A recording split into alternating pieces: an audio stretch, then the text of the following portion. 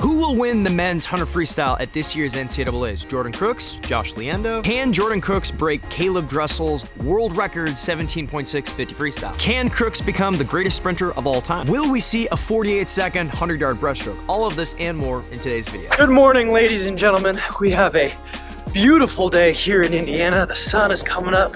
The birds are chirping, it's getting warm out. Tons of exciting things are on the horizon. The women's NCAA championships are starting today.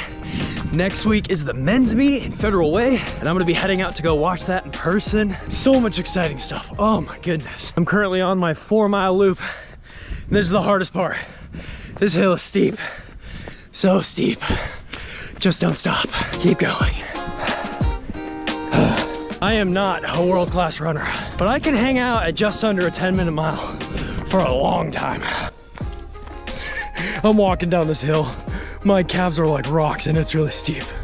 I'm not great at this, but you know what I am pretty good at? Oh yeah, this is much more my speed.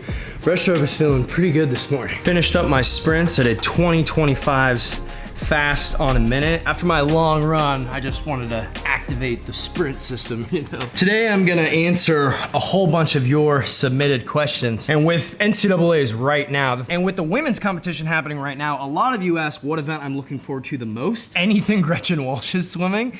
If you put me on the spot, I think maybe the greatest barrier in female short course yard swimming is the 20-second barrier in the 50 freestyle. Gretchen went 20.3 last year, setting the record. She went 20.6 at ACCs a few weeks ago, I'm guessing on no rest. So can she break through and go 19 flat start in the 50 freestyle? That's what I'm most excited to see. I don't know if it's gonna happen. If anybody's gonna do it, it's gonna be her. I mean, her short course worlds in December was, how many world records did she set? Like 8? Absolutely unbelievable. So, you know, Virginia's probably gonna win their 5th straight national championship, which is very exciting. Like I said when I was running, it's just a really fun time to be a swim fan. Tony asked, who is the most exciting swimmer in the world to you right now? That's an easy one. It's Shane Cassis. If any of you watched the results from the Westmont Pro Series, he won 6 events, went times that are ridiculously fast for March. He went a medal-worthy time in the 100 fly, 50.8, you know, 158 in the 200 IM, 48 low in the 100 free, 147.1 in the 200 free. I mean, this guy can do anything. He has the potential to medal at the games or at a world championships in 4 or 5 different events, not including relays. He just needs to put it all together. You know, he qualified for the United States Olympic team last summer in the 200 IM. Didn't have the best showing at the games. I don't even know if he made the final, but he has so much talent and so much potential. And it's extra exciting right now because he's training for Bob Bowman, Michael Phelps' coach, in Texas. And if the Westmont Pro Series is any indication of how good this guy is going to be moving forward, it's really, really exciting. Okay, I had planned on answering all your questions in here following that workout, but I am starving, so I need to eat right now. Another reason today is awesome and exciting. Allie and I finally, after 8 years, got a new mattress. I got the Bear just because of how amazing the reviews were. It's like the best mattress I could get, so this will be fun. I am absolutely starving. It is 10:31 a.m. This is the first thing I've eaten all day. This is what I've had for breakfast for the past like 6 days in a row. Grilled chicken, broccoli, berries, carrots, and a mixed green salad. Gonna put some sriracha on this chicken. You guys asked a lot of really good questions. We got a lot of stuff to talk about. Someone asked, who would you rather be, Gretchen or Alex Walsh? Seeing as they're both taller than me, either one. Caleb asks, when does your and Blake's swim consulting biz launch? Thank you for plugging that for me. There's a link in the description below to sign up. Blake P and I are launching Underdog Sports Performance. If you would like to get coaching, guidance, insight, anything in the world of swimming from me or other Olympians, go ahead and check that link out there down there below and sign up. If you want to work with me, I'll coach you up, help you out, whatever. Favorite pre-workout or energy boost? Honestly, I think most pre-workouts are a scam. I think most of it's just a ton of caffeine, personally. Heidi asks, have you ever gotten any hate mail? Oh yeah. When you put yourself out on the internet, you open yourself up to all kinds of... Fishy asks, do you think Crooks will break Caleb's record? He might break that 17.6. We're gonna talk about that. I have so many questions about NCAAs. We're gonna get into that.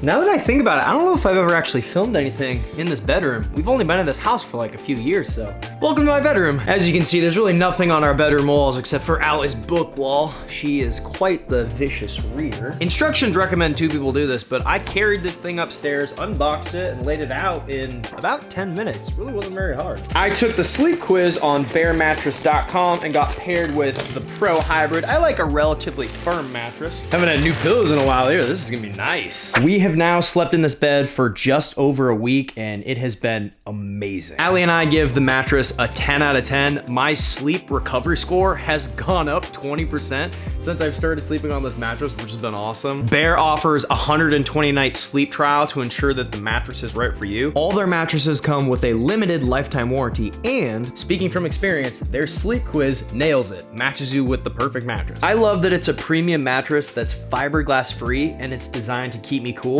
I'm a hot sleeper, I heat up, but it keeps me just right. It's been keeping me cool. We love our Bear mattress, and I'm sure you will too. If you're interested in upgrading your sleep, head to bearmattress.com/CodyMiller or click the link in the description below and use my promo code CodyMiller to get 40% off your Bear mattress plus 2 free pillows. That's 40% off plus 2 free pillows with my promo code CodyMiller, link down there below. Now we can debate Dressel's world record versus Crooks' world record and what's about to happen. I love this question. What's a more impressive record? Jordan Crooks' 19 short course meters 50 freestyle world record, or Caleb Dressel's 17.6 short course yards 50 freestyle US Open record? 17.6 short course yards, 19 short course meters. My international viewers are gonna be upset, but to me still, the 17.6 is more impressive. The thing is, when Caleb set that 17.6, it was light years faster than anyone had ever been. No one had ever really been close to breaking the 18-second barrier, and he blew by it by almost half a second. Crooks going sub 20 is amazing,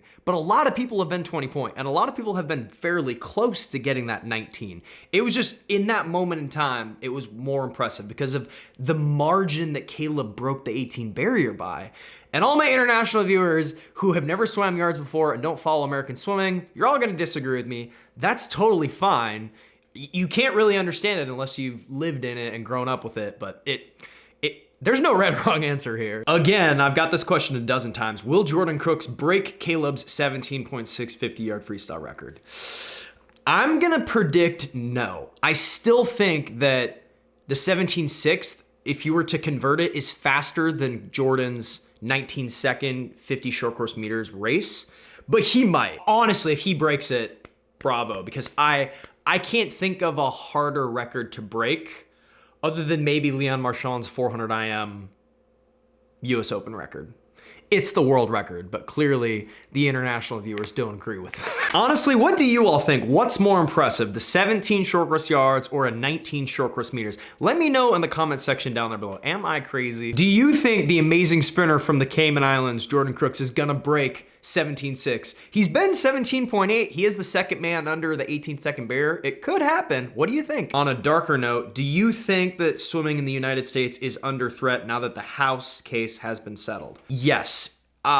It is an exciting time for swimming because of all the fast swimming that's happening, because of all these competitions, but we all know that there's been major cuts within the NCAA, within programs, roster sizes.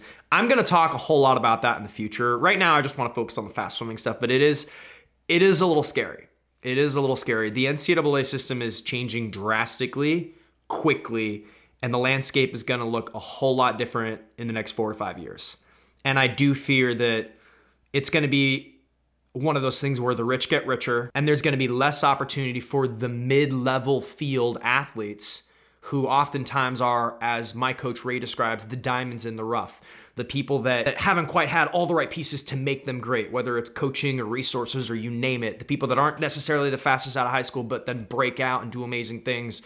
We're gonna see less of that because there's gonna be less opportunity, and it is a bummer, but we'll talk about all that stuff later. Do you have any regrets in your career? Now that I'm a bit removed from retirement, really the only thing I can think of is there were times in my late 20s where I took swimming too seriously and I didn't have the best swimming work-life relationship balance.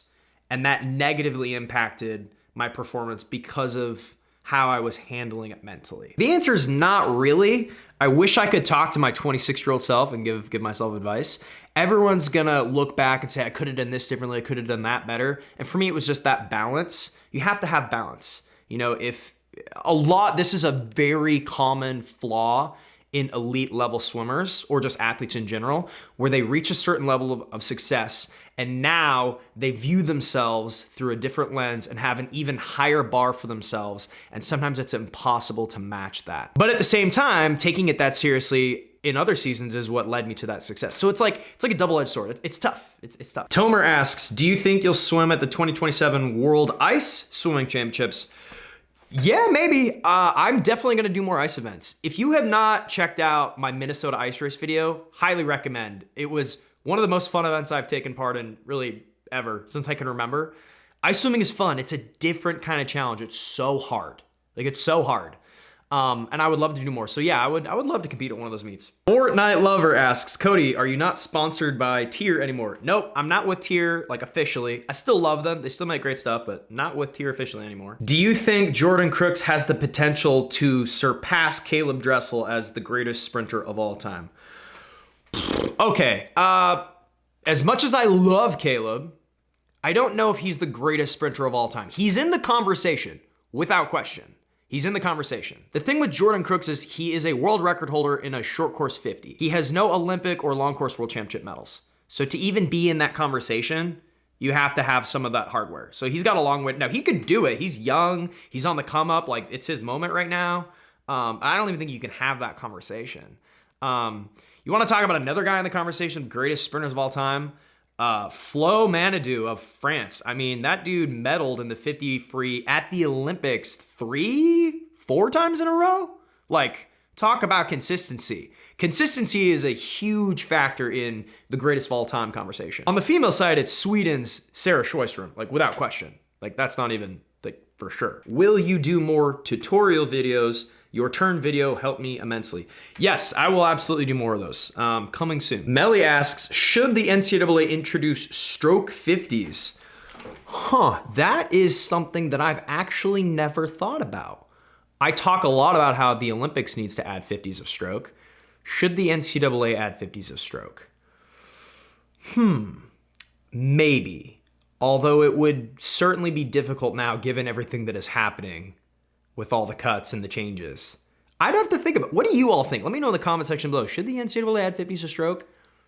Man, yeah, that would certainly be interesting. Who will win the 100 free at the NCAA? Jordan Crooks or Josh Leando? This is probably the matchup of the competition. Jordan Crooks, who we've been waxing poetic about, and Florida's Josh Leando, who is a remarkable sprinter. We could have two guys go 39 seconds in 100 freestyle this year. Those two guys might push each other to both going 39 seconds.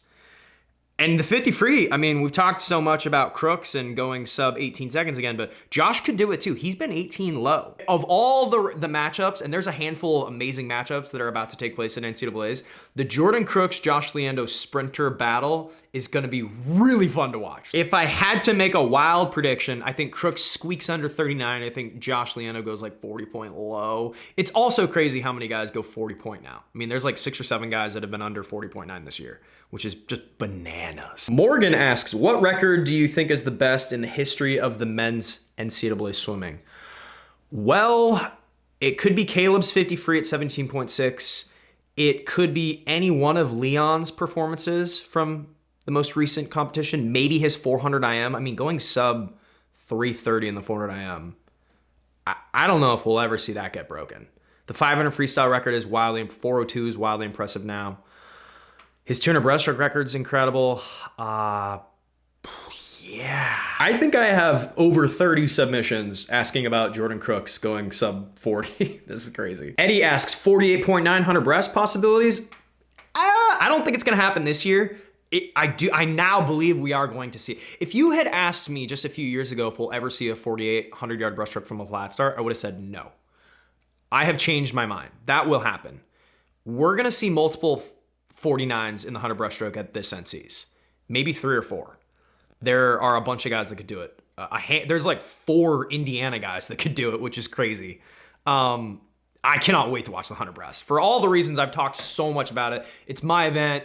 It's one of my favorite races to watch. I've got a lot of stake in that race because I know personally some of those young guys that are vying for the championship. But yeah. Thoughts on Arizona State? Can they be top 3 again? Nah, I don't think ASU can be top 3. They can be maybe top 5. They're in a rebuilding phase because after they lost Bowman and a handful of their studs transferred out across the country, they're in a rebuilding phase. So it's going to take them a little bit of time, a few years to really get back into that top 5, I think. But man, Herbie is a great coach. Obviously, Dave Salo is a great coach. Really like him a lot. And they have talent. It's just you need a well-rounded roster, and they lost some of their big guns. But that's a fun team to. I mean, cheering for ASU was so much fun. Seeing them win their first championship, that was really, really cool. That was so fun. Bella asks, what was the average amount of yards you would swim during your prime? Most of my career, training-wise in the pool, I was doing 9 swim practices a week. On average, 5,000 to 6,000 yards per practice. So I was right around 50,000 yards per week on average. Sometimes more, sometimes less, just on average, if you're looking at how much. Thank you everybody for all of those submissions. This was a lot of fun. I can't wait to get out to Federal and go watch this competition. I'm like itching with excitement to go watch. I am in the middle of Project 50 miles right now. I'm swimming a mile in every state this year. If you'd like to bring me out for an event or a swim clinic, because that's the best way for me to get these miles in, is I get my trip paid for, I go out there, I get to engage with the young athletes, race you all, get in the pool. If you'd like to bring me out, send me an email to CodyMillerShow@gmail.com, and maybe I'll be racing you in your hometown sometime this year. The Sometimes I Swim merch is available on the merch store, CodyMillerSwim.com. If you'd like a personalized video from me to you or someone you know, for whatever reason, I am available on Cameo. If you are a swimmer of any age, any ability, and you need guidance, you need coaching, you need programming, you need someone to talk to about what you should be doing on a regular basis, race review videos, if you have footage of yourself racing, if you want to go over analytics, if you want to go over stroke technique, anything that you think can help you. If you would like some form of consulting from myself, Blake Peroni, or another Olympian, head to UnderdogSportsPerformance.com and we will help make you the best athlete you can be. That's it. That's a wrap. Until my next video, I will see you all later.